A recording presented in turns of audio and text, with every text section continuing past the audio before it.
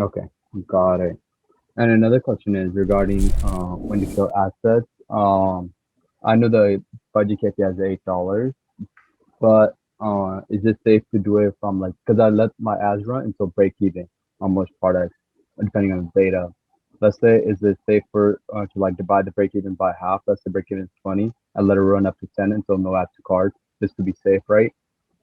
Exactly. Once you get more experience, that's the perfect way to do it. So if you have a product that's high ticket and has a profit margin of $50, you most likely won't want to kill at $8. You probably want Mhm, to kill it at like say $25 if you got mhm. no add to cart.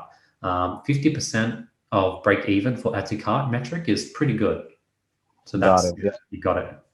yeah, that's what I was thinking. Because last product it was like $39. This one's kind of like $40. So that's why I was like, the $8 probably won't work. Just do that, right? Exactly. And then obviously lenient KPIs where you just let it run to break even is always the ideal way if you have the budget. Got it. But also it depends on the product too, right? Some product you know from the data they're gonna work. Some products like that iffy, they might not. That's where I kind of like get kind of like budgets that last me on it, right? Exactly. Products or creatives that I have a gut feeling that it should perform, I let them run to break even point, hmm no matter the data. And then, yeah, like I agree with that. Things that you put in effort, you just want to give it a better shot. hmm Got it. All right. Thanks, Andy. Awesome.